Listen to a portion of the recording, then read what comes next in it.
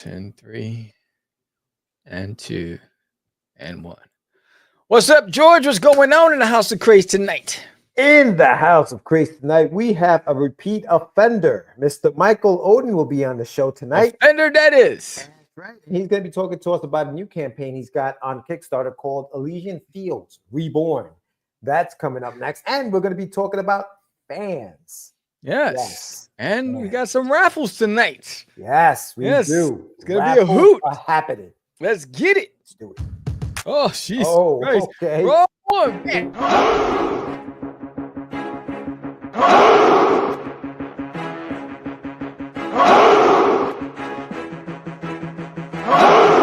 We are the only show for independents all around, giving you a platform to spread your word all over town. Catch the Craze is the place to promote to your fans with the dream of Medina and Sam the Crazy Man. Subscribe to our show and never miss an episode. It's time to get your mans, listen to us on the go. Updated every week, we never miss a day. Join the squad, come on in. It's time to catch the Craze. If you are an independent, catch the Craze. Making moves on your own, catch the Craze. On your grind in the streets, catch the Craze. Join the movement, catch the Craze.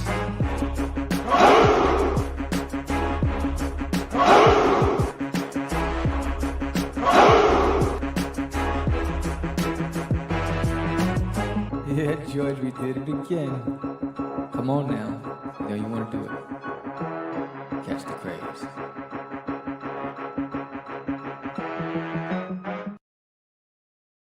Welcome to Catch the Craze podcast. I'm your host with the most, Sam the Crazy Man Vera, and I am with George, the Dreamer, Medina. What's happening, everyone? Welcome to another exciting episode of Catch the Craze. It is Tuesday, April 22nd, and we are live. Back with you guys. Thank you so much at least what's going on. Thank you so much for joining us tonight. If you haven't done so yet, subscribe to the channel, give us a like, comment, do all that fun stuff. We have a great show planned for you guys tonight. We're going to be talking to our guest who's been here before, Michael Oden. We're going to be talking to him about his new book.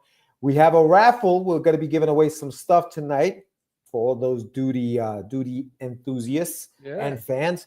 And we're going to be talking about a topic of the day today, which is we need fans, don't we? Don't we need fans? We're going to be talking about the fan base. because it's hot in Texas. And how that goes down.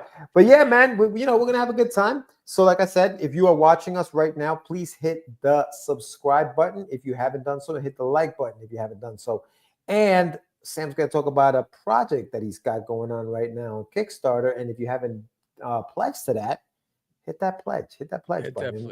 We have, what do you got, 45 people in there? Explain that to us, Sam. What are we doing tonight? Talk to me. What is we doing? Every 10 backers goes into a raffle to win some cool swag, right? Mm-hmm. Digital backers get a reward. Physical backers get a reward. So, and we are 5 backers away from doing 2 raffles tonight. So backers number 31 through 40, we'll go into a raffle. We're going to spin that wheel and we're going to pick a winner. And then, so if we get 5 tonight, then we'll have 2 raffles because I'm not going to be here next week. So this might be the last raffle because the campaign ends in a week. So next week. So I will be traveling. So I can't do a closeout show. I will probably go live on Sunday with my art channel, probably as my closeout show, but I will be traveling, and so I won't be able to close out the campaign. But again, so if you want to get down with the raffle, do it now. If we get any more backers between now and Sunday, I will do another raffle live on my art channel. So we'll go from there. But yeah, so that's what's happening tonight. So if your backer is number 31 through 40, stay tuned because right after our interview with our very special guest, we're going to be running a raffle after the Get Your Meds segment as well. So with that said, without further ado, we have our guests in the waiting room, and we're going to bring them in. But before we bring them in, I want to remind everybody, if I can find it, because, I don't got all my stuff together. The Duty does have a soundtrack. And when we break $2,000, everybody gets all 4 songs for free. Download. So here's the soundtrack. Here are 4. These are just the hooks. 3 of the hooks from 3 of the songs. It's Duty Juice, It's Super Duty, and it's Duty from Uranus. And then we're coming right back with Michael Oden. So here it is. Spicy pepper, what it's like. Duty, the green alien trying to stay unseen. Herman thinks he's a jalapeno, bright and mean. But Duty's not a pepper, no, he's not that hot. He's just an alien trying to avoid getting caught. Super Duty, hero true, standing up for me and you. Every bully runs away when Super Duty saves the day. Duty, Duty, Duty, Duty, from the stars he came. With the Super Duty juice, he will win this game. Herman the shoe won't walk, thinks Duty is a spicy treat. But Duty's got all the courage, and he can't be beat. And he can't be beat. What's up, Michael? Guys, that's quite the way to be brought in. Right after Duty Juice. What? Man, hey, you know. How you doing? How you doing? How's it going over there? Dude, I am doing well, you know. Good. Just good. Getting out there, doing the promotion grind. It's the part of indie comics that I both love and gets me anxious. It's like oh man, like who have I not gone on yet? And it's just like keeping track of the mental list. You're like, God damn it, there's too much. Oh man, hey, listen, and like you said, that's the part that you know that gets you anxious, especially when you're running a Kickstarter. Kickstarters are oof. We were just talking before we came on with Sam and the plans that we have for some of the stuff that we have going on. And it's like, you got to start planning so far ahead just to nowadays. Like it's one of these things where you need to have like a full on targeted marketing campaign going into it now, because a lot of the bigger publishers are now using Kickstarter as well. And people are like, oh, that just brings more fish to the sea. Like, not really. Like, yes, more people are using the platform. They're not going out of their way to look for new projects. They're literally just there to buy whatever Boom or whomever has there. So it's like the Transformer thing that just came out. That's what they $3 million. Yeah. I haven't even looked at that yet. I just remember when Boom did the MMPR collections, and I was initially like, oh yeah, I'm definitely going to be back in that. And then I saw the price points, and I was like, oh yeah, you guys are assholes. Like, I already made so much money off of this run when it was going out into main circulation, and then like one of those volumes was more expensive than like the entire collection of Neil Gaiman's Sandman in hardcover, and I was like, nah, fuck you guys, I'm out. No, for sure, man. But Michael, thank you for coming back. We know you've been on the show before. And those watching, you definitely have to go back into the archives. I believe it was episode 555. I think it was. Man, that's an insanely good memory. I would have just been like, I was on here a while back promoting the Embrace ages ago. but you were on, and you had another book that you had just finished, right? What was it? It was the book about the dad who that's the Embrace. Yeah. Yes. So like I think I came on back when we were doing the Kickstarter for that. Off of the first issue, because we had initially funded that book in 2020, but I'd never done a Kickstarter, and so we were using that as a way to kind of test the water and dip our toe in a little bit. So he's like, what's it really like over here at Kickstarter? And it was a good campaign. We brought in a little under 4K, which was not bad, especially for a book that had been out since 2020. But you had it in Indiegogo, right? Is that where you launched it originally? So the original one the original campaign I did was on Indiegogo, and we rose over 15K for the Embrace. It was impressive, dude. It was a great time. It was a great campaign. It was also one of those things where it's like, lightning in a bottle kind of thing. Like, the pitch and everything was there, but it was like people still had all the disposable income. It was like towards the end of the pandemic, so people had the stimulus checks, and the mainstream industry was pencils down for like almost a year. So there was literally no competition. You literally just threw something up there, and you generally did pretty all right. Now the market's kind of balancing itself back out, and it's just like, I'm like, oh man, it's going to take way more work to get us over the 5-figure barrier. Well, Well, back then it was you couldn't go anywhere, so you were basically ordering everything online and having everything come to your house. Now, absolutely. Once everything opened up, everybody started going to conventions, everybody started going to the stores, and then it dried up. The well went dry. So but listen, that was amazing that you did that in Indiegogo. Because I know Indiegogo, when you look at Indiegogo and Kickstarter, Kickstarter usually you make more money on Kickstarter than Indiegogo. Are you still going through Indiegogo? Are you finding any differences? So I made an executive decision because we did the Embrace 2 on Indiegogo a little while back. And we did very well over there. I think we raised a little over 11K, maybe even 12. But like the big thing is they shadow banned us within like the first 24 hours. Oh, wow. The third time that I had been shadow banned on that platform. Wow. So I was just like, all right, we're done. Like I'm not playing this game anymore. Right.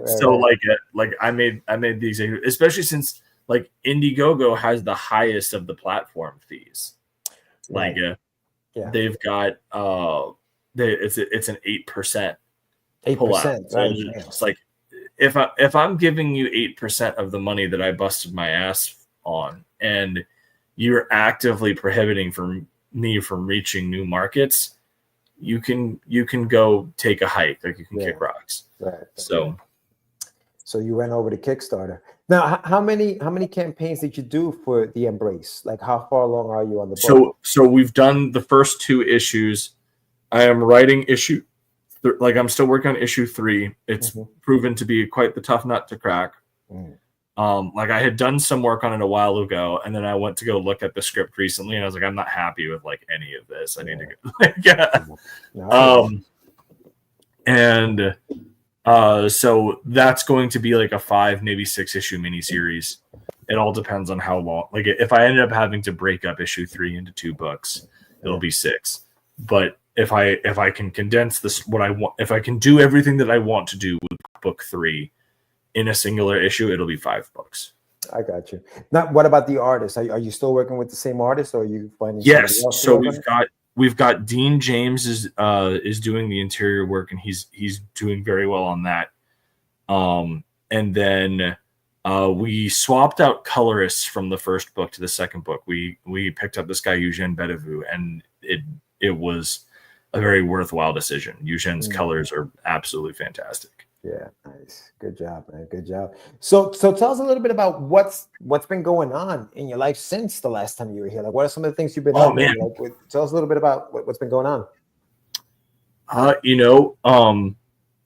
I think probably the big thing, there's been a lot of really cool life stuff. Like Miranda in the chat is my fiance, so like that's been a cool thing. Congratulations, man. Good stuff.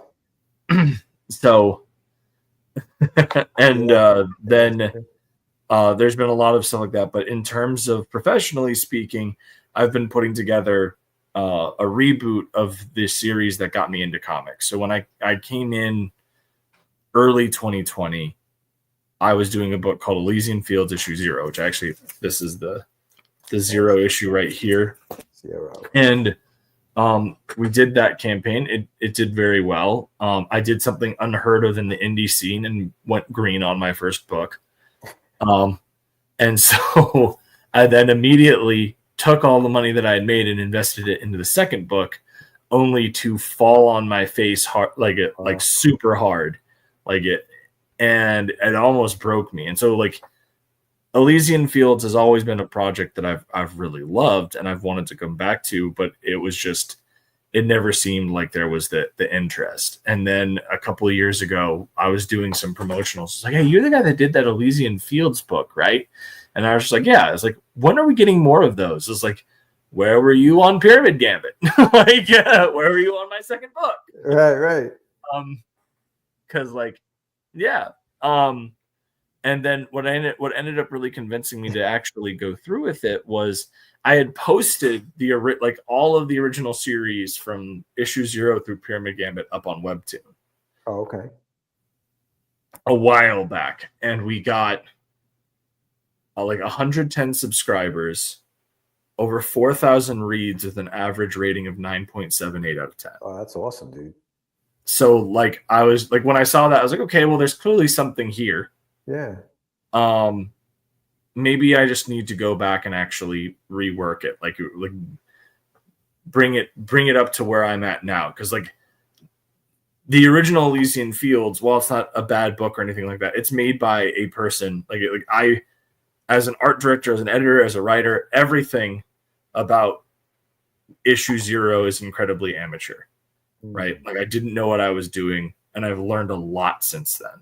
Right. And so I wanted to bring in a new art team. I kind of wanted to go a different, necessarily like a super different direction with the story, but I wanted to change things up and really bring some new life into it, which brings us to Elysian Fields Reborn, which is what we have going on live right now. Right. And the other really cool thing about it is the book is actually done. Like, so, let me see. Yeah, I saw some of the pages you had up on the actual campaign. They look amazing, man. They really look really good. It was funny because like I was playing Darksiders 3, I think it was, and I was like, what would be like really cool is if I really wanted to go back and do Elysian Fields, if I kind of brought this Joe Mad aesthetic to it.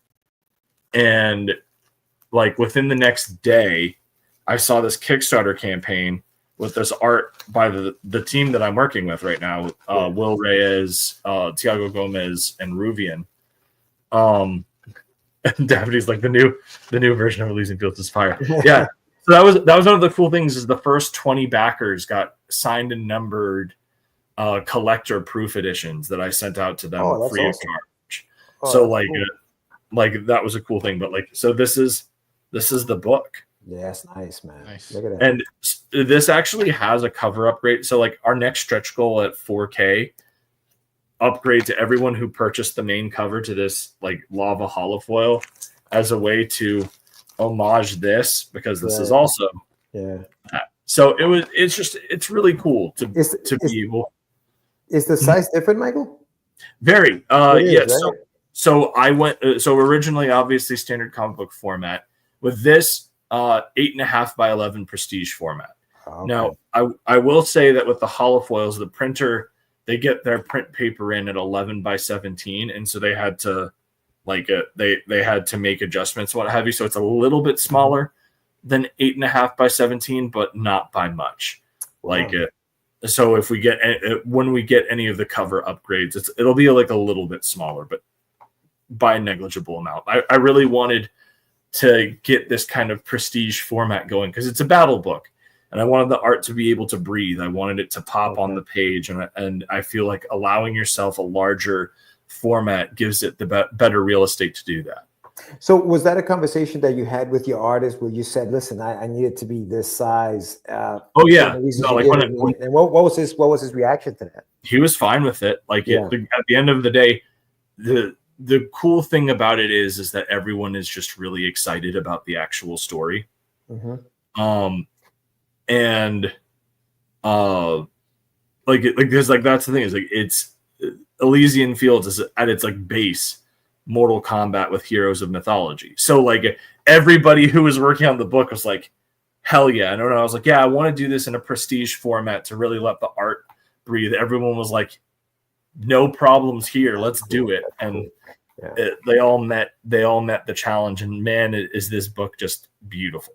Yeah, no, the artwork looks amazing, man. I wanted to ask you a little bit about going back to what you were talking about, webtoons, right? I mean, as a writer, how did you find working with webtoons? Because I know obviously as an artist, it's different, right? Because if you draw something every week, you can just post it every week. But as a writer, you're limited. I mean, you only have a certain amount of artwork that you can post up there on a daily basis. Yeah. How did that work out for you?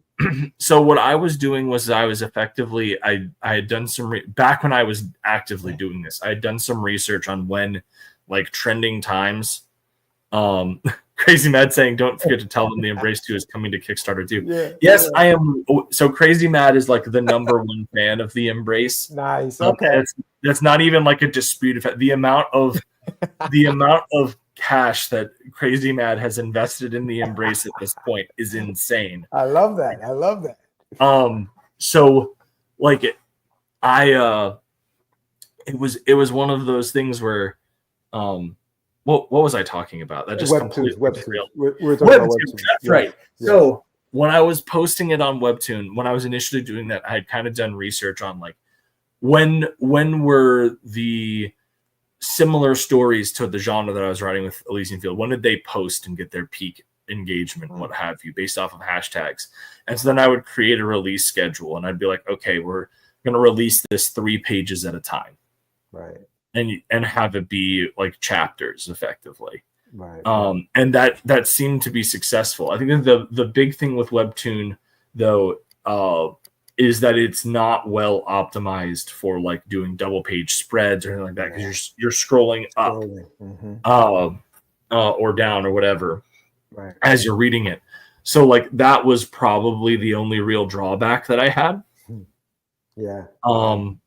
But yeah, like it's definitely been like a really, really cool thing to see how the original story engaged with people. I'm excited because my plan here is, as we wrap up the Kickstarter, when we wrap up the Kickstarter, I had like a 12-page preview that I had put together to kind of serve as marketing.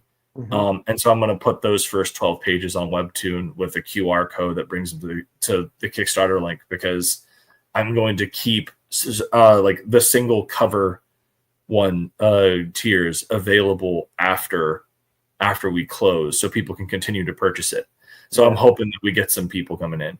Yeah, Sam jumped the gun here. Right? So Daphne has a Sam just posted. He's just blasting like, yo, people are talking. I'm putting it up. I don't care. So Daphne says, as a historian, how do you keep yourself from obsessing on the historical accuracy of the story when doing a fantasy with actual mythology? Does it get in the way? Yes and no. I think that the big thing is history and mythology are two very separate things, right? And so when you have something that's historical, you kind of got to play by more of the rules, right? When you are dealing with something mythological, especially with, obviously my main characters in this are all based off of Greek myths, right? Yeah. And so Achilles, pretty well defined. We have tons of work on him. His character and everything like that is pretty tight down and defined, and there's not a lot of leeway there in terms of how he should be written. Because if you read the Iliad, the Odyssey, post-Homerica, and look at all of the stuff from the plays, there's a consistency of character. But when you're looking at someone like, say, Hippolyta, who's the queen of the Amazons, who I brought in for the reboot, she is way more nebulous. Like there are some stories where she plays one role, other stories where she plays a completely different role. So what you end up getting is this kind of Jenga act where you're piecing together bits of the mythology to create the most cohesive narrative to fit in with your story. And she's honestly been one of my favorite characters to work with. I'm very happy with how she's turned out on the page. And then in the second issue, I actually, because I had reached where I wanted the second issue to end. I was like, this is the perfect place to do it. But it was, I want to keep each of these books at roughly 44 pages, right? Like I want them to have a little weight to them. And so I had written a 12-page character profile on Hippolyta, because I was like, you know what? People aren't going to know jack shit about who this person is outside of if they've really paid attention during the Wonder Woman movie or comics, they'll know that Hippolyta is like Wonder Woman's mom in DC. But I was just like, you know what? This is a really good chance for me to actually educate people on this and kind of take these aspects of her story and tell and introduce her to the readers in a way that they can get attached. And so I did this 12-page character profile, and I sent this second issue script off to my editor, Drew. Yeah. And Drew calls me up the next day, and he goes, all right, we need to talk. I was like, okay, what's going on? He goes, this 12-page Hippolyta character profile, are you making is this an ash can? What is this? I was like, well, it's effectively just filler for the end of the second book. And he goes, No, you need to make a story about, like, you need to do her own series. This is one of the best scripts you've ever written. She's one of your best characters. She's probably a better character than your version of Achilles. She needs her own spinoff. And so I did. Like, I'm actively, the Elysian Fields will have its first spinoff, Elysian Fields Song of Hippolyta. And we got, Miranda actually found this amazing artist, Codicea, on Instagram. And the work that she's been putting in is fantastic. Wow. And that's actually going to be an unlockable with this campaign. I think it's at like 6,500 stretch goal. We're going to allow people the opportunity to purchase an exclusive ash can that is that character profile that people will be able to get. Now, Michael, so going back to to Daphne's point, so not necessarily a historian, but when you're doing the research on these characters, right? So because she's so nebulous, you were able to kind of like be a little more free with what you were writing. Yeah, absolutely. Have you found that what you wrote, and maybe in your research, you found, oh wow, somebody actually has the same point of view or has talked about actually, it? yes. No. Okay. So not with Hippolyta, but with Achilles, one of the big things that drives, in particular, the second book is, and it's really funny because I literally I was going back and I was reading Epic of Gilgamesh because the first issue, Achilles gets to to this abyssal tournament where Hippolyta and Heracles are fighting Gilgamesh and Enkidu, right? And so the big fight that the second issue highlights is Achilles versus Gilgamesh. And so I was going back and I was rereading Epic of Gilgamesh, and like I was literally doing this. Miranda and I are long distance, so like we'll hop on like a StreamYard and like have date nights and stuff. So we were just hanging out, and I was reading Epic of Gilgamesh, and then at like 3:45 in the morning, I pop up and I'm like, I've got it. And so I went through and I came up with this whole thing of how Gilgamesh and Achilles are these perfect narrative foils of one another. So like obviously both of these characters are epic heroes that do all these badass things, and they're the epitome of excellence for their respective culture, right? But what I think was very unique about them was their relationship with death, specifically as a concept. So like Gilgamesh, the entire second half of the Epic of Gilgamesh is Gilgamesh Enkidu dies and Gilgamesh becomes afraid, and so he's looking for a way to overcome death and be immortal. And what he ends up realizing is that immortality is the realm of the divine, but what he can do is live on in song and story. And so he builds the walls around Uruk that detail his accomplishments throughout his life. So like that's that story. When you go and you look at Achilles, you have a very similar dynamic where what is Achilles told when he's about to go to Troy? If you go to Troy, you're going to die. You're going to die young, but you'll be remembered forever. If you stay, you'll live a long and healthy life, have a family and everything like that, but no one's going to give a crap about who you are. And so you have these two characters that face death and approach it in a very different way. And I use that to create a narrative cycle within the second issue. That's cool. That's very cool, man. That's awesome, dude. So the one that you have right now on Kickstarter is issue 1 of how many? So what are you thinking as far as? So what I have, it's an ongoing. I have it mapped out for 30 issues. Okay. Like I'm literally, I've got issues 1 through 5. I'm finishing up right now, so I have issues 1 through 5 pretty much written. Wow. They are written. They are ready to go. Obviously, we'll be doing some editing passes on tighten up language and what have you. But in terms of their narrative and the story that they're trying to tell, all of those are done. Like, sweet, man. So this campaign right here, Mike. So tell us a little bit about what people can get on the campaign. How many pages is the issue? So as I said, It's 44 pages of story. Right. From cover to cover, you're looking at 56 pages, because we also give you a 6-page preview of the pencils on book 2. Oh. So like you're going to get a tease of the next book. You'll get to see the cover for the next book. Also like obviously there's like credits pages and stuff like that. So like all that together, 56 pages. We have 4 main variants on the book. We've got our main cover, which is done by our incredible art team. And then we got a V. Ken Mary and Andrew Dollhouse cover, nice. Which was freaking awesome. In fact, hold on. So this is at 5K. This will unlock this cover upgrade, but this is the V. Ken cover in silver foil. Beautiful, man. So, oh yeah, I'm big now.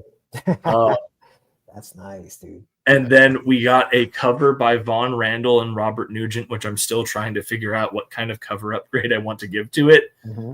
Because, like, realistically, it should probably be lava, but I don't want to do, like, the same cover treatment for 2 covers, right? So I'm trying to figure that out, but also an incredible piece. Vaughn and Rob work on Spawn and what have you over at McFarlane Studios, so that they really crushed it. And then I got I did for the final cover, I got this new guy, Zachary Pimento, on, and he did this beautiful homage to the art style from Supergiant Games' Hades.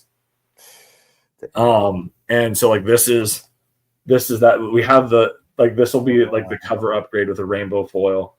But yeah, so like this is what you're getting. And like, as I said, book's done. It's already been through its final editing pass. The proof is finalized. What is going to happen is we're going to do this Kickstarter. When the funds release, it's immediate.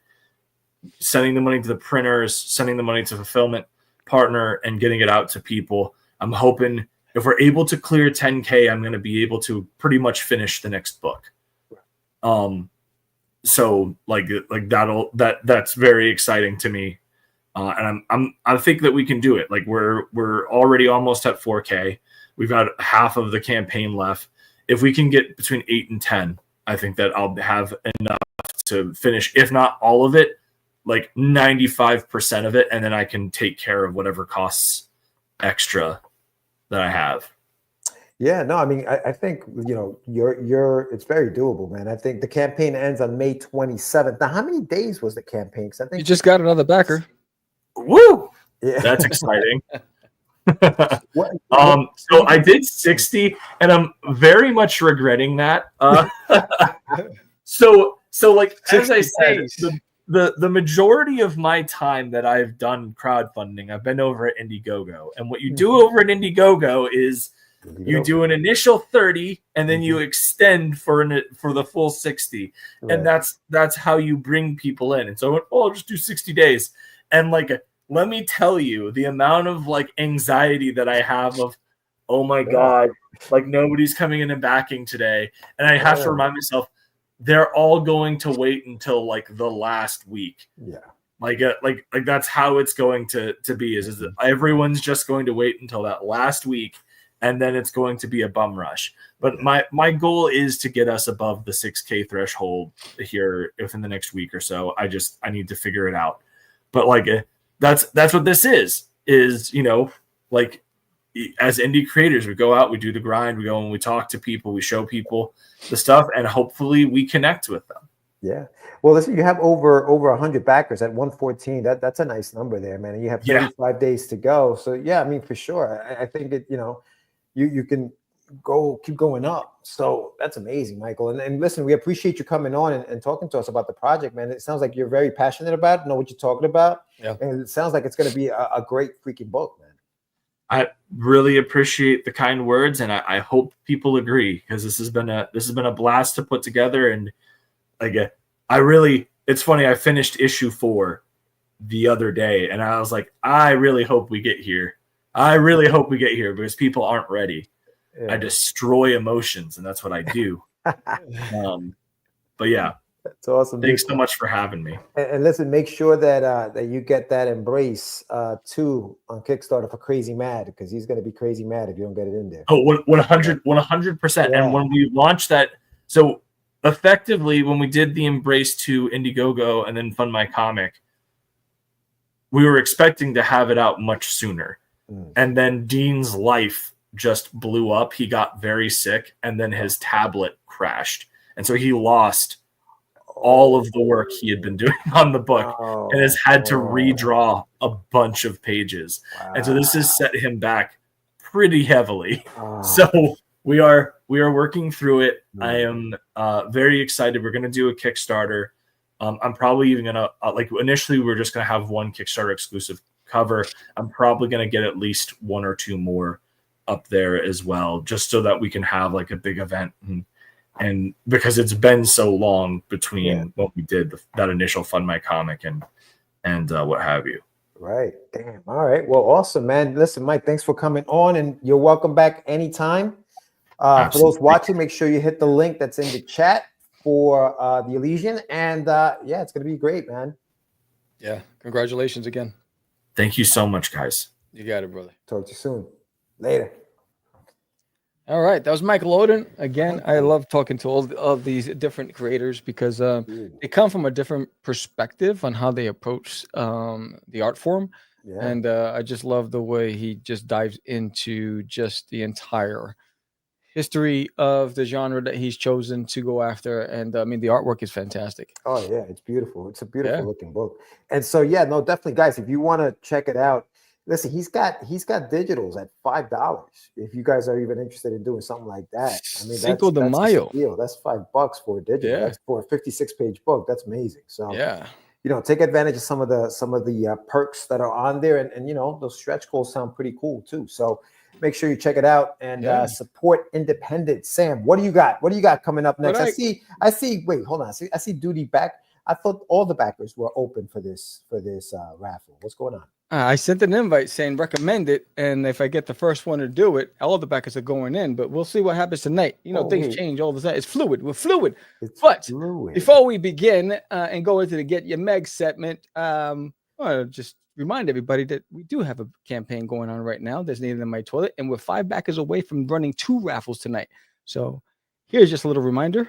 Hey, did you know in 2005 I created There's an Alien in My Toilet, and at that time I published it myself in black and white. Now, to my surprise, it was embraced by all. Featured on local and national television and radio, and written about in the papers and Nice and magazine as well. And then we came this close to signing a major animation deal. And then things went south and life took its course, and I left comics for over 10 years. Now, 20 years later, it is Duty's 20-year anniversary. And I want to celebrate his birthday with you, but I can't do that without your support. Right now, his follow-up issue, number 7, No Boo For You, the scariest, wackiest, craziest adventure yet, is on Kickstarter with only 11 days left. And with your help, we can make it the best campaign for Duty ever. Now, I know you have your favorite books, and I know you have your favorite characters. But just like trying Brussels sprouts when your mom or dad said, hey, it's good for you, I'm hoping that you try There's an Alien in My Toilet. Because Duty just might become one of your favorites. But you'll never know if you don't pledge today. Every 10 backers goes into a raffle to get something amazing from me. But you won't know that either unless you back today. Help me celebrate Duty's 20th birthday. Give it a shot. I'm an independent. I do everything by myself. My buddy George does the lettering. With your support, we can make it the best ever. Head over to Kickstarter. There's an Alien in My Toilet. Truly, truly, truly appreciate you. Happy birthday, buddy. Happy birthday. You are wild. Duty is a spicy treat, but Duty's got all the courage and he can't be beat. And he can't be beat. Yes. So head over there. 5 backers away from doing 2 raffles tonight, but backers 31 through 40, we're going to a raffle. And now we do have your Get Your Meg segment. And let's get that crack-a-lacking, get your meds. We're talking about some good stuff tonight. Let's go.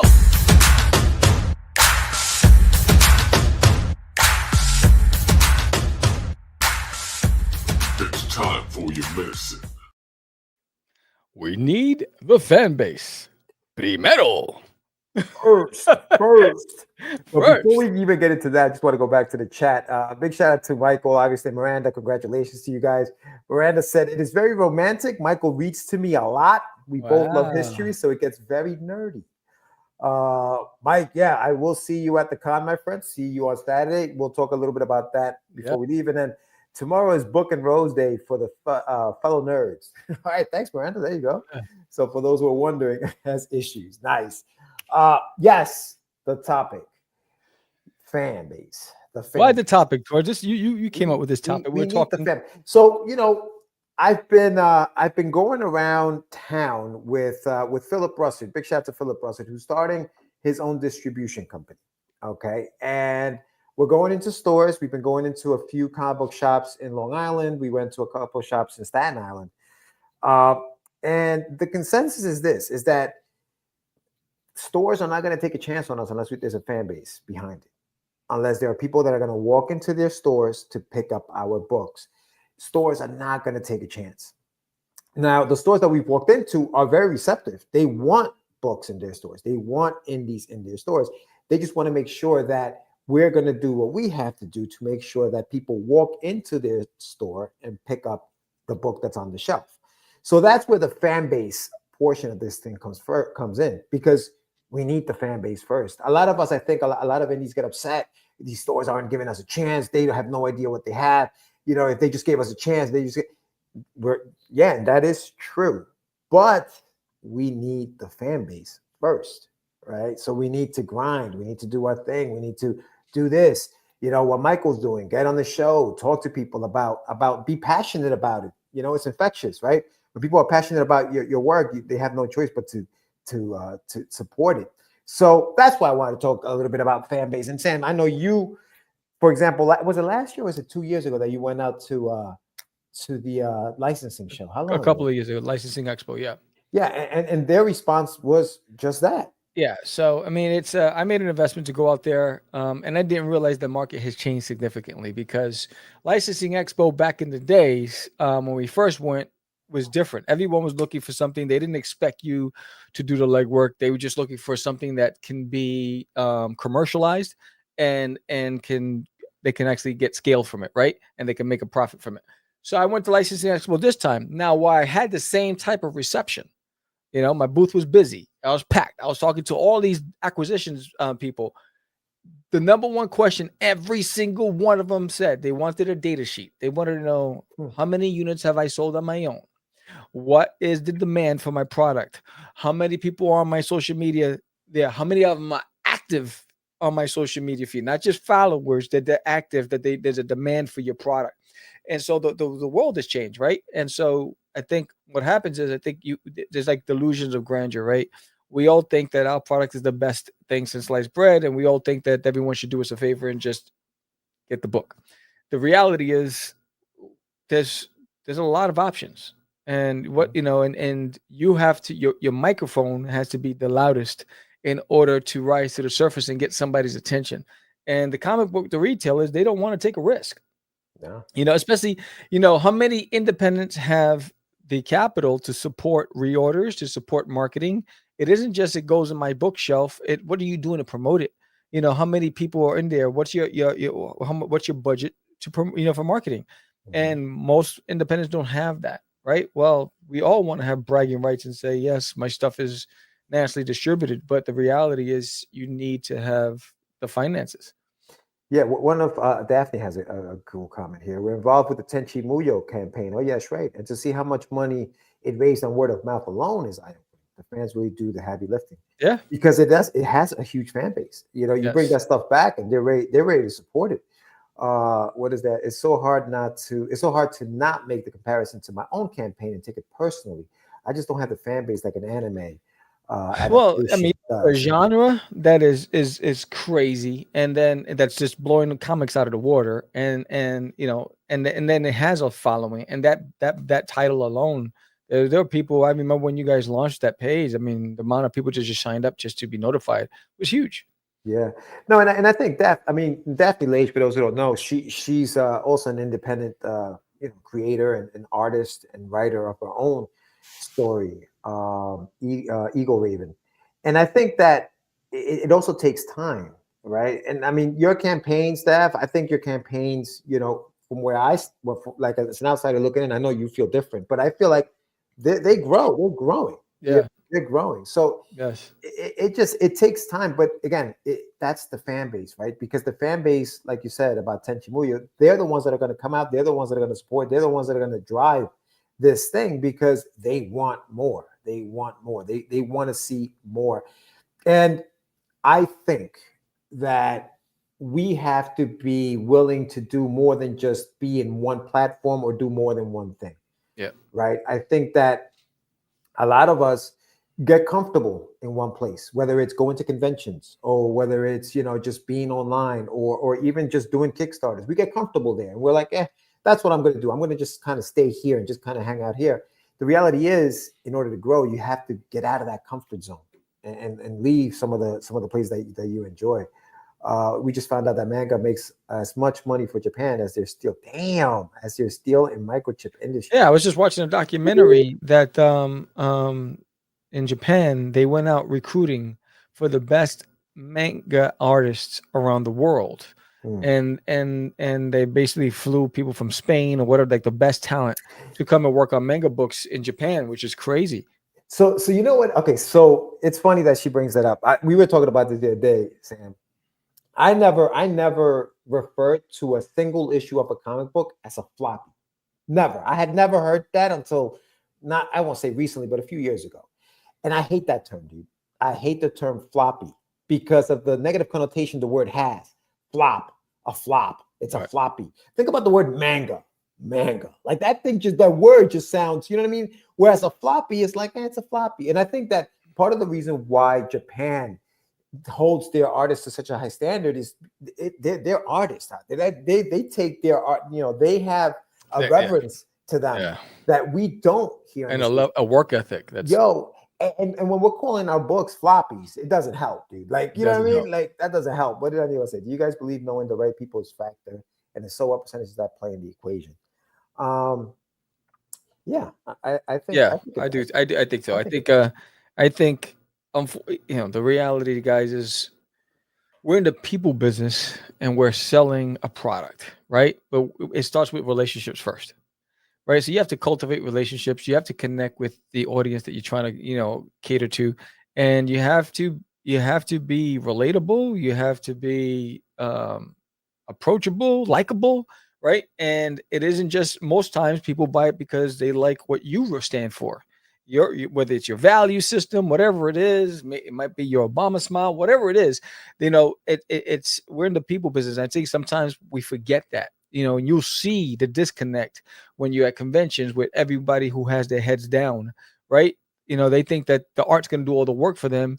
Why you're at the convention to connect on a human level. And that's the hard part. It requires a lot of time. We talk about this all the time offline. It's like the amount of time it takes to be present and connect and engage on social media and do all these things. It requires a lot of you. Right. And not everybody has the bandwidth to be able to be a creative and be a social butterfly and be a marketing expert. Right. It requires a lot of an individual. Yeah. I think a lot of life is who you know. Yeah. You know? What up, Ed? The quote unquote right people means access. However, money is a huge factor. There comes a point where we just hit a wall because we just don't have the capital. Yeah. I agree with that. Yo, what up, Will? Lori, ¿qué pasó? I agree with that, but I also think that the part about the networking is capital also can fall into that, because if you meet the right person with the right amount of capital and they like you and they like what you're doing and they want to support what you're doing, they may say, hey, listen, I can throw some money. You know, you see it in some of these angel investors in our Kickstarters, right? Yeah. You look at some of these Kickstarters, you're like, how the hell did they raise $10,000 with 5 people? What's going on there? You know what I mean? Like, and now some of those people obviously are trolls who pledge high and then bounce at the end. So I'm not saying that all of that is that, but I think that also falls into that. What I missed when you were posting that stuff up, sadly, the networking trends, a lot of hours, and then some folks bitch we promote too much. Yeah, well, sadly, the networking tends to be one-sided a lot.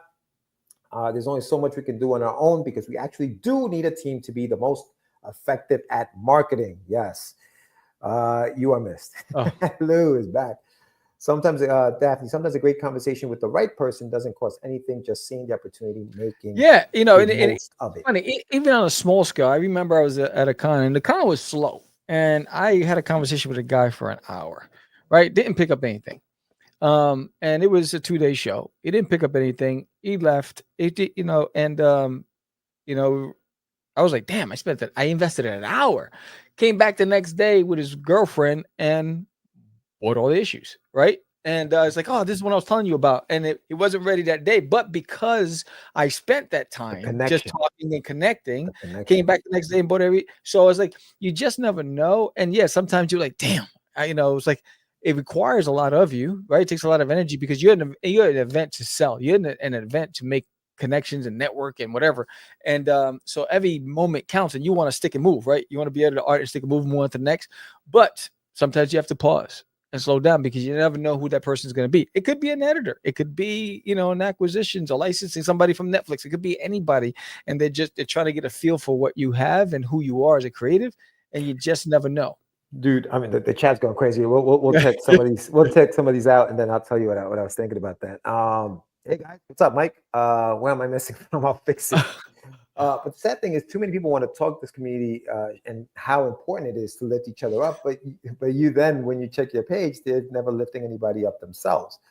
Meaning that I haven't seen you in a while. Missed by you. There you go. All right. No, yeah. So what you were saying, you really don't know who's going to come to your table. And let's be honest. A lot of the people, a lot of the folks that come to the conventions, a lot of us are introverts, right? And they don't like too much talking. Sometimes you'll see somebody pick up a book and they'll look through the pages quietly, and don't say a word at that point because that person is analyzing the story and they may put it down. And you're like, okay, that was weird.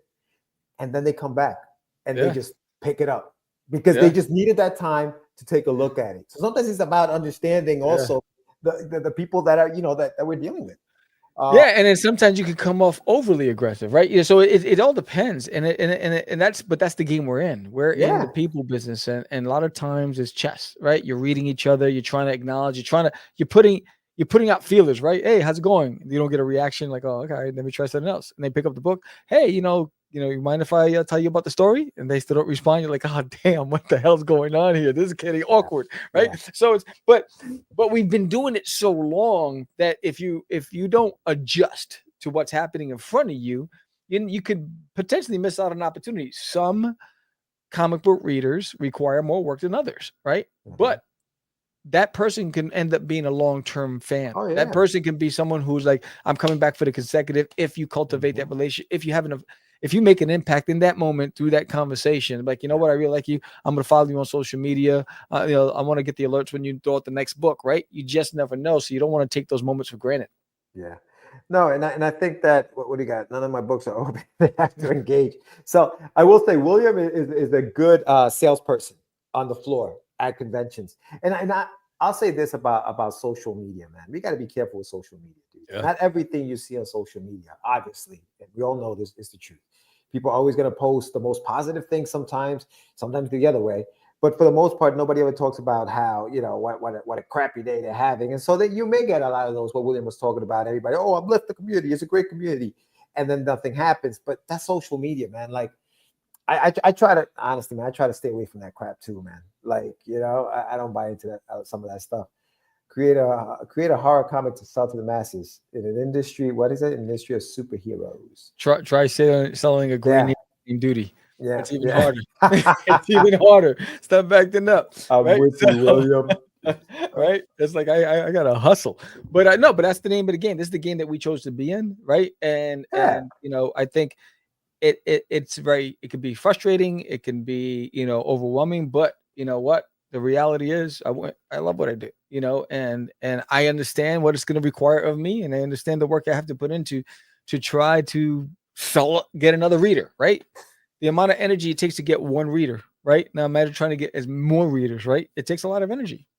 Yeah, Daphne says some creators just want to show up and end up with fans and get salty when people don't pay attention to them. That's not how it works. No, 100%. I stay off social media surfing. I can't deal with the fake BS word. We're all speed reading tonight. Hell yeah, dude. Yo, Sam's not even letting me finish. I'm like, damn, wait, hold on. I gotta go back and look. Gotta go. It's like the stock market. It's like 44, 75. Yeah. Seriously, dude. Issue 0. With issues. Yeah. There you go. Yo, dude, he had issue 0, man. This career isn't for the weak if you're doing on our level. No, it is not. No, it is not. So before you even think of getting your stuff on a bookshelf, think about what you need to do to be able to drive traffic to that retailer that's taking a chance on you. Yeah, no, and yeah, to Neil's point, yeah, it's just a snapshot, bro. We just let people see what we're letting them see. Yeah, so and it's funny because look, when if I take all of my followers between all of my social media platforms, there's over 7,000. I probably get 1.2% of those that are actively engaged. So I have all these people that follow for whatever reason. Maybe they saw a piece of art and they say, I'm going to follow this, whatever. But not all of them have converted. I mean, the majority of them have not converted or even picked up the book. So, so if you let that stick in your brain and you let that overwhelm you, you can be like, damn, I suck, right? But I think it's that 1.2%. That's what you want to cultivate. And then you want to build from there, right? Focus on that small percentage because that small percentage will eventually grow. But just like watering a plant, it takes time to grow, and it requires a lot of work. Yeah, Daphne. If you go back to Daphne's after Mike's comment, I just watched three creators in 1 week. I had nervous breakdowns on their videos because they couldn't handle faking everything being easy and okay anymore. Yeah, because you can't fake it. Yeah, the chat's on fire tonight. Yeah, because it's not, and you can't fake that stuff, bro. Like it is. I let people see all of me. Sell myself. What they say, oh my God, the people who watch and don't convert drive me crazy. Yeah. I mean, that's why when I was doing the vlogs, I always tell the truth about the reality of doing this. It's because you're gonna have good days, you're gonna have bad days, and you gotta take it for what it is. Yeah. Have you guys? I see that 1-2% is where the algorithm lets people see your post. Have you gotten on Facebook that thing where like somebody will post something and at the bottom it says, "Do you want to see more of this or do you want to see less of this?" Have you gotten that? Yeah. I'm like, I wonder how many people are clicking. Don't want to see more of that. You know what I mean? Yeah, I know. I have great days. Yeah. No, I mean, listen, dude. This thing is an up and down thing, man. And if you are not ready for it, bro, it's gonna eat you up and spit you out. Yeah. People come in here thinking it's easy. Oh, this is cake. Nope. And you know what I find? Sometimes the people who find success early on are the first ones to go because then it gets hard. Yes. And then they realize, sometimes it's a false flag, right? It's like, so you get that overconfidence and then you start taking things for granted and you think it's just going to always be there and you don't put in that same level of work, right? And we've seen it. We've seen it. I mean, we've interviewed over 600 people and we've seen them come and go and burn out. Laurie, ridiculous. I only click more for Judge. Thanks, Laurie. I appreciate you. I thank you. What do you say?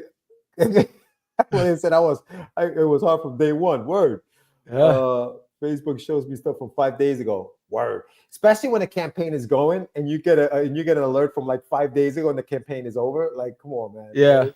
Yeah. That's why I post every damn day because I don't know who's going to see what.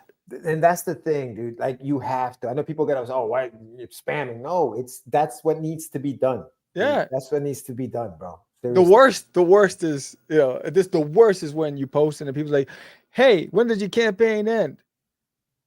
Did you hit the link? Just hit the link. It'll tell you, right? It's like, what do you mean? I just posted. It said 8 days left. 7 days left. That's like, you're killing me. You're killing me, Smalls. Daphne says, I add up all my backers over 14 campaigns, and Ego Ravens has a total of 600 individual backers, but I only get 130 per campaign. Yeah. And you know what? The crazy stuff about that is like you don't know what's driving that. You know what I mean? It takes guts, perseverance, thick skin, and belief in yourself to do this. With enough time, the cream always rises. Yeah. Don't take William out of context. I post every day. If someone doesn't like it, unfriend me. I like William comes in here with the heat, right? I don't really care, right? It's like, no, but exactly. That's a great statistic, right? Because I was looking at it, right? So 200 people have backed this Dynamite toilet since I've launched it, right? And of that 265 of them have signed up to be notified for this campaign. And of that 65, only 26 have converted so far from the following, right? So there's still a large percentage still following it, but haven't pulled the trigger. So again, it's like, but because we don't have access to them, right? You know, you can send you emails, but who knows if your emails go into a spam folder, if they even get it, right? Because everybody gets tons of emails. I know I get, because I've backed over almost 100 Kickstarters, so I get all these alerts, right? So I could imagine what some of these backers get, and if they're actually reading it at all. Well, you know what? And to Daphne's point, and this is why you need a team of people, right? Because there would be somebody who would be checking into every single one of those emails, see who responded, who's one of the back. You know what I mean? Like there would be people who do that. We just don't have that access. We just don't have that. Okay, so what else we got? That's a lot of stuff going on. What's mind blowing is you have almost 10,000 fans that sent you friend requests, and you still only have about and why do followers go up? I think that's the hard part, right? Freaking nuts. I know it's nuts. It's those things that but if you dwell on it, it'll drive you batty. Right, because it is frustrating. You wake up and like, man, they still haven't pulled the trigger. You know, and then you start doing all these crazy incentives to try to get excitement, but you never know. That's a good point, Daphne. I had to stop using MailChimp because I think those automatically goes to spam. Yeah. And I don't think. Can you check to see if they've opened it on MailChimp anymore? I don't even know. Because that stuff could be going to spam. And that's the thing with these email addresses, dude. Like sometimes people will give you the email addresses that they least check so that they don't even have to worry about any spam going to them. You know, followers go up during campaign because haters are watching. He's got landmines around the house. He's got Gatling guns on the roof. William is ready for war, bro. He's like, I'll get you, Wesley Webbins. No one. I'll catch you, vermin. I love it. That's awesome. No, but it's true. Man. It's one of those things where I remember I sat down and I said, let me count all the people that are following me on all my platforms. And I said, I'm only getting 1% of that population.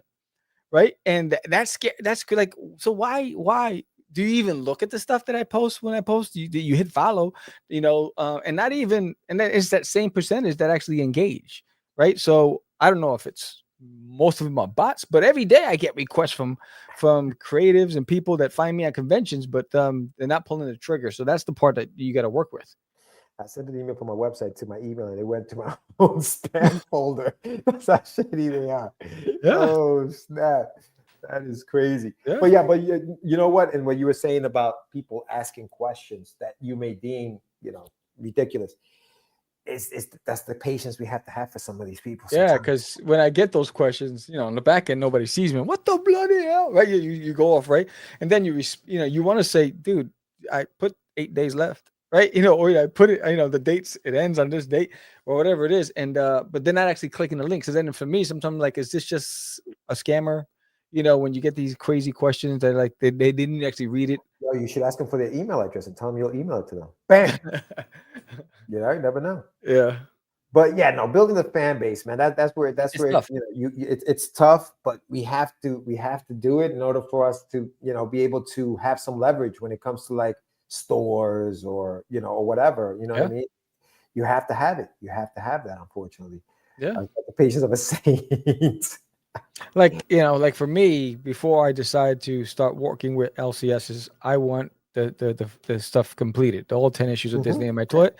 So this way I have a year's worth of product to have it hit the stores and end it with the omnibus, right? Boom. So at least a consecutive year, because look, we're only touching we're on the smallest scale of the consumers that are out there that are eating up comic books, right? So we think that everyone's seeing our stuff. No, the world doesn't know you exist. You have a small little group of people that see you at locations, at events, or on social media.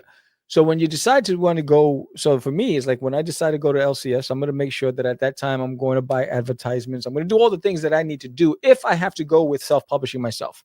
I'm hoping I don't have to do that, but if I have to do it, when I do it, which will be about a year, 18 months from now, then I'm going to go full force. I'm going to do my part to make sure that it's out there, and I'm going to do my convention tour, and I'm going to do my marketing promo because that's my way of supporting the stores. and I'll have incentives for each stores so that they want to work with me and try to do appearances, all that stuff. But that's the mindset I'm in. So I'm planning 18 months out. If I go that route, I have to self-publish. I need to have X, Y, and Z secured before then, right? So, and that's the mindset you have to have. Yeah, it's the only reason why I'm going to stores now is because I have the 8 issues of the book done. You know, I don't have to worry about they're not going to be done because again, when you're talking to a store, they want to make sure that as an indie, is issue 2, 3, 4, and 5, are they coming? Like, are they done? Yeah. They want to know that. They want to know that that's there. Yeah. But yeah, no. So I mean, great topic, and thank you for everyone who obviously has been in the chat, chatting it up about the topic. We appreciate that. But that's also a good point. I won't do consignment. What's that? So when I do it, you're paying me up front. I'm not doing consignment. That's just my thing. When I'm ready to do it, you're gonna have a year's worth of catalog from me. It's gonna be all done, but it's never gonna be consignment for me. It's funny because we walked into one of the big stores in New York, and I won't say which one. Yeah.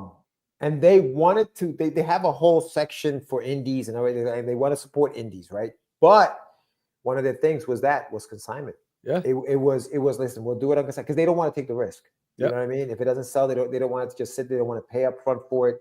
They want to do the consignment thing. And listen, that's a whole other conversation, right? We could talk about that. That's a whole other topic, whether that's something that you would or would not do. You're not going to gladly pay me Tuesday for a hamburger today. You're going to pay me today for the hamburger. Yeah, no, for sure, man. And that, like I said, that could be a whole different topic. But Sam, we have another raffle. We got a raffle, yes. And we want to talk a little bit about what we have going on in the next couple of weeks with what we're doing. So why don't we get into that? Let's get to the raffle. So backers 31 through 40 going into a raffle for a prize. So if it lands on a digital backer, you're gonna get a Duty crossword puzzle, a brand new one that hasn't been published yet. And if you're a physical backer and your name comes up, then you're going to get a sketch card from me of any version of Duty you want me to illustrate that'll show up in your package. So let's get that screen going and let's run that raffle. All right, here it is. Dung, dung, dung, dung. And then I'll have to look up the name once I hit that. So let's click. Drum roll, please. Boom. Oh, where did I hit the click? Here? Yeah. Oh, there it is. There it is. It just stops on its own. Round and round we go. Where it stops, nobody knows. 35. Nice. All right. So I got to look up 35. All right. Let's get back to the screen. Let me go look that up. So if you're back at 35, who are you? 35. Backer report. And again, we're 5 backers away from another raffle. So let's see. 35 is... And I believe it's a physical backer. Nope, it's a catch-up tier. So it's a digital. It's Timothy Logue. So digital back. So you're going to get a Duty puzzle download with your reward at the end of the campaign. So congratulations, Timothy. Timothy Logue. I got to write that down. I always forget to write these things down. Write them down. Timothy Logue. I'll send it out tonight. Congratulating Timothy. If you're watching it, congratulations. Yeah, the good thing is that this is recorded, and so you can always go back. Yes, I know. Watch the show. So all right, awesome. Cool. That's awesome. Yes. So, guys, for those still here with us, this weekend in New Jersey, while Sam does that, I will be at the Super Jersey Comic Expo. I will be there. Mr. San Martino, who was in chat, will be there. This is going on at Adventure Crossing in Jackson. What is that? TWP. Township, New Jersey. That's where that's going to go down. I will have all 3 of my graphic novels, and I will be giving away this free print when you buy all 3. I will also have single issues of Wonder Duck and Rust 5377. So come check me out. And then I just wanted to make a quick announcement about the Shameless Plug, which is my new book that's coming out. It will be coming out in October. So I'm going to have 2 ways for you guys to get it. Go to my website and go find that out. I will let you go check it out. On my website, I have some news about the Shameless Plug. So go to getyourmeds.com and check it out. And that's where I'm at with that. Sammy, what you got going on this weekend? Yeah, William doesn't watch the show because if he watched it every week, I show the cover. Of course I show it. Okay. You paranoid person, Of course I'm going to show it. We're about to talk about it. If you didn't know, Duty is a mashup with Psycho Sal. And if you go over to Cycle Sal on Kickstarter right now, I'll put the link in a second, and get my cover right there, and then you come back and you get any cover on my campaign, you will get a free 4-inch sticker from me as a thank you, or a sketch card. You get to choose a sketch card, which I usually sell between $20 to $30 at a convention, or you can get a sticker. You choose, but you got to get the physical cover from Cycle Sal and a cover from There's an Alien in My Toilet, and you got to let me know that you did. So there's 4 people who picked up the cover on Cycle Sal. If you've backed my campaign, you got to let me know who you are, and then I'll just verify with William that you got both the cover from that campaign as well, so I can ship out this stuff to you. And now my computer's frozen. So yes, if you head over to you're back. Yeah, I know, it was freezing for a second. Woohoo! Yes. So it was great. I had fun drawing that cover. It was pretty dope. Again, Cycle Sal, I think there's 2 days left, right? PSY. William is out of control today. William is out of control. He's out of control. He's out of control. Lori says she got the duty cover. Oh, you did? Thank you, sir, for the support. Oh God, what are you talking about, bro? Are you saying? Yeah, I said it's. Of course, I'm going to support. It's my book. It's my cover. But yeah, you got to 119. I looked earlier today. You were at 118. That's congratulations. Yeah, William's killing it. He's got let's see, 63 hours to go. So that's a little over 2.5 days.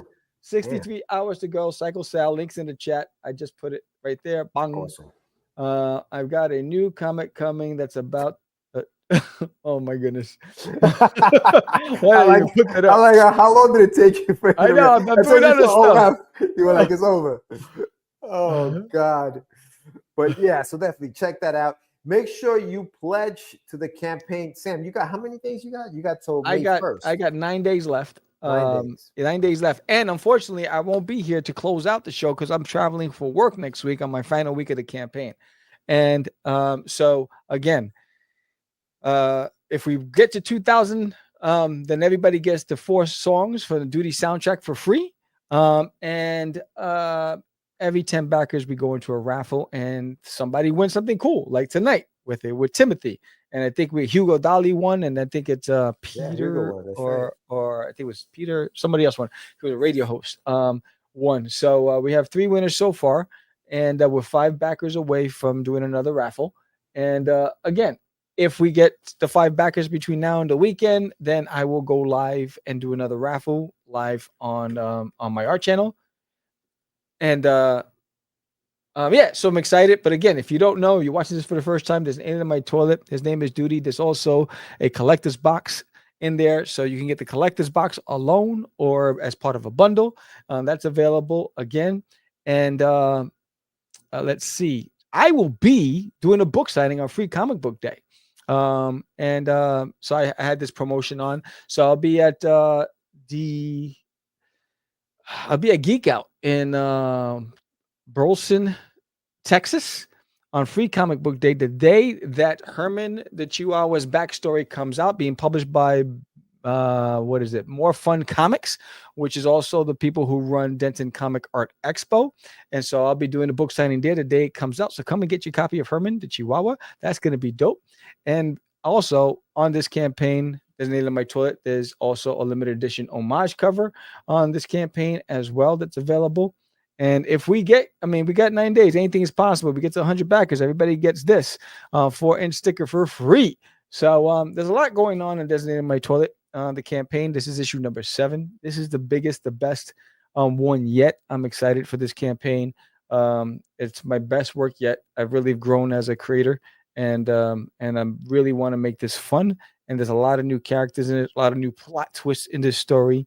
And Duty's really, time is running out, and he has to try to evade being captured. And he has an unlikely ally that shows up in this book, and you get to find out in this issue as well. So if you're a Duty fan, you're gonna love this one. It's crazy. It's probably the most fun I've had drawing it so far.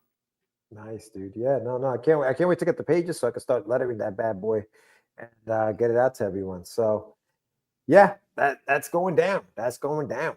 Yeah, it's going down. What do you got here? Hold on a second. What do you got? Lucky number 7. Yeah. And so and then remember at the end of the year, in the fall, I will be releasing I'll be launching on Kickstarter the Art of Duty book. It's a 200-page art book.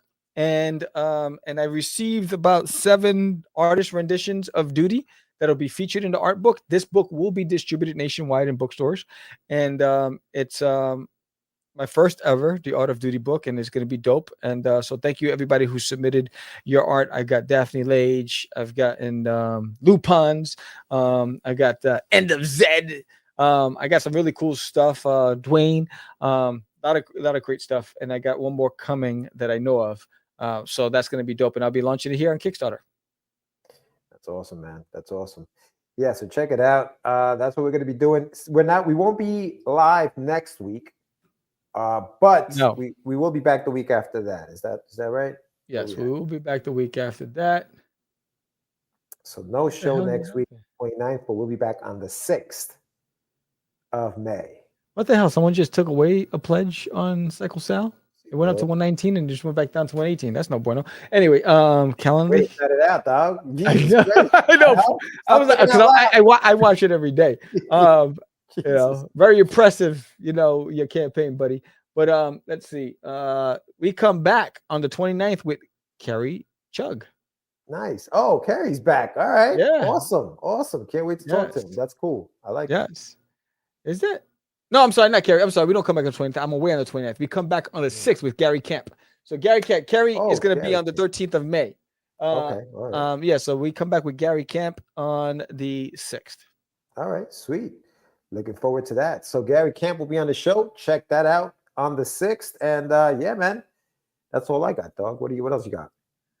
That's it, man. I'm excited. Again, there's Name in My Toilet on Kickstarter. We got 9 days left or 8 days left. I think it just dropped to 8 days. Did it go? Yeah, 8 days left on the campaign. And if you are one of the 60 people that are still watching it, hey, pull the trigger, join the fun, join the adventure. This one is fun. This one's awesome. I appreciate everybody who showed up tonight. And we had a really great, lively show. And that's it. I want to leave you all with the what's this? Don't forget about the daddy tier. I don't know about your daddy tier. I don't want to know about your daddy tier. And so with that said, anything from you, George? No, that's it, man. That's all it. Right. If you're in Jersey, come check me out. And that's all I got. Oh, yeah. And look out for the vlog from Free Comic Book Day, because I'll be vlogging from there as well on May 3rd. So I'm looking forward to that. Yeah, when I come back, I'll be talking about my experience on Free Comic Book Day. And that's going to be dope. I'll be hanging out with Marco. And yeah, so with that said, I am Sam the Crazy Man Vera. George the Dreamer Medina. And we are out. Don't forget to hit that like button. It's just easy. It's not. Crazy. Acquiesce. No, it's talking about my friend Acquiesce.